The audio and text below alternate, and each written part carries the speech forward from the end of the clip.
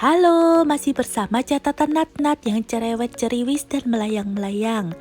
Di episode video ini aku itu lagi kangen dengan masakan Padang. Jadi aku itu bikinnya yang aku pisah ya. Jadi karena keinginannya, kangennya itu luar biasa. Jadi aku bikin mulai dari sambal ijo, mulai telur dadar Padang, terus gulai tunjang, daun singkong, dan aku juga bikin yang namanya batoko paru goreng. Jadi aku itu lagi kangen sekali.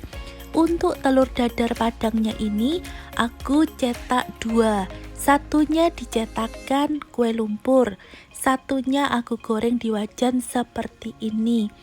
Terus yang namanya gulai tunjang ini, aduh, ini favoritku.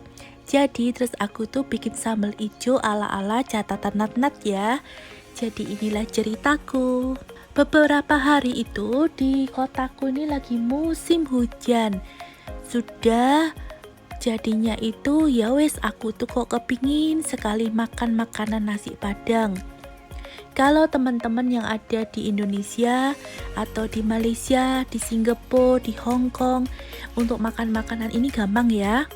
Tapi kalau di sini itu kalau aku kepingin aku bikin sendiri. Biar 1 minggu ini aku tuh bisa makan Padang terus gitu ceritanya. Jadi akhirnya aku tuh bikin yang namanya gulai tunjang atau kikil sapi. Untuk bikin ini itu aku itu merebus kikil sapinya dahulu dengan memberikan itu daun salam, garam, daun jeruk. Setelah itu aku potong-potong dan aku bikin gulai ini ya. Untuk resep lengkapnya itu sepertinya aku akan berikan di description nantinya untuk resep gulai tunjang ini. Jadi aku itu memakai santan, terus aku memakai daun salam, daun jeruk, terus aku juga memakai yang namanya itu daun kunyit dan asam kandis. Untuk bikin ini aku itu sudah punya yang namanya kikil sapi yang sudah aku rebus duluan. Nah, tadi akan aku cerita ya kalau udah aku potong-potong. Kalau udah direbus duluan itu enak. Jadi nantinya tinggal masukkan kikilnya ini dan kaldunya. Jadi rasanya itu meresap. Sebelumnya itu aku itu punya 600 gram yang namanya cabai besar merah ini. Bawang putih, bawang merah, kemiri aku masukkan. Nah setelah itu ini jadi aku itu punya simpenan ini ya pada waktu aku bikin yang perkedel itu. Nah sekarang ceritanya lompat lagi, aku itu punya yang namanya paru sapi. Paru sapi ini sudah aku potong-potong. Nah saatnya direbus. Masukkan merica, garam, serai, daun jeruk, lengkuas. Nah dimasukkan seperti ini ya. Jangan lupa dimasukkan garam. Setelah itu ditunggu sampai 3/4 matang. Tiriskan. Nah pada waktu ditiriskan ini kita akan siapkan penggorengan dan ini nanti digoreng teman-teman.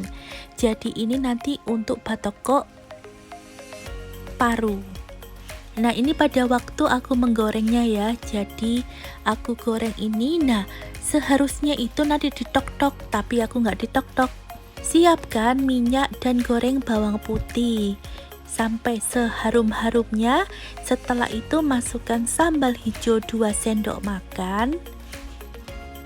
Setelah itu masukkan paru-parunya, paru sapinya yang sudah digoreng tadi itu. Gongsreng lagi teman-teman dan dimasukkan sekitar 100 ml kaldu. Setelah kaldunya udah masuk, dimasukkan yang cabai besar dan cabai kecil merah yang seperti bikin ini apa namanya sambal, dimasukkan ya, dan ditambah yang namanya cabai merah kering. Karena aku lagi nggak punya cabai yang besar, karena cabai yang besar itu udah aku blend, jadinya batoko paruku ini jadi seperti ini. jadi harumnya semerbak. Bila memakai tambahan jahe silakan ya. Untuk bikin telurnya ini aku itu punya 6 butir telur. Setelah itu aku tambahi garam, merica, sambal yang merah, bawang putih. Nah aku itu nggak punya bawang merah, jadinya aku kasih bombay. Wes pokoknya mana-mana saja ya. Setelah itu diaduk seperti ini. Menggunakan garpu boleh, menggunakan kocokan telur juga boleh ya. Nantinya itu akan dimasukkan tepung terigu 2 sendok makan, tepung beras dimasukkan juga 3 sendok makan, dan terakhir itu harus diberi daun jeruk, terus diberi juga daun kunyit. Jadi biar rasanya itu mantap. Oh ya, untuk daun bawang juga dimasukkan ya. Jadi seperti ini loh teman-teman pada waktu bikin telur dadar padangnya itu. Setelah itu biarkan beberapa saat dan langsung nanti dicetak di cetakannya kue lumpur. Ayo ready, ayo masukkan di cetakan kue lumpur yang sudah dipanaskan. Beri minyak sedikit teman-teman, dan di sini itu aku memberikan minyak sedikit ya, dan langsung setelah panas aku masukkan. Sekarang ngurusi yang namanya daun singkong. Ingat kan? Pada waktu aku itu ke pasar Inala, aku itu lagi beli daun singkong. Terus aku berpikir aku akan bikin nasi padang lengkap. Itu keinginanku, tetapi belum lengkap teman-teman. Setelah aku rebus beberapa saat, akhirnya daun singkong ini sudah matang. Dan jangan lupa diperas karena daun singkong ini banyak airnya. Nah sekarang ini sambung lagi yang namanya bikin gulai lagi.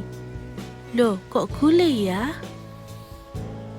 Ayo kita bikin gulai lagi. Nah ini kita punya serai, punya daun salam, punya daun jeruk dan daun kunyit, serta masukkan 1 sendok teh kunyit bubuk. Juga dimasukkan yang namanya santan. Kalau memakai santan yang 65 ml, silakan dimasukkan 4 santan yang kecil 65 ml. Dan terus pada waktu aku masukkan kikil sapine. Kikil sapine sudah direbus, dan ayo dimasukkan yang namanya sambalku itu yang merah. Sekitar 2-3 sendok makan. Nah diaduk-aduk seperti ini, baru nanti aku akan masukkan kikile. Sekarang sambung lagi masak sing namanya sambal ijo. Kebiasaan biasanya itu bikin sambal ijo itu biasanya kan dikukus dulu. Kalau aku caraku seperti ini. Jadi cabai besar-besar ini aku potongi, tak masuk no garam, tak masuk no gula. Nanti tak kasih 1-2 buah tomat. Setelah itu diduk-duk seperti ini. Caranya cara sih tradisional, jadi biar wangi seharum-harumnya.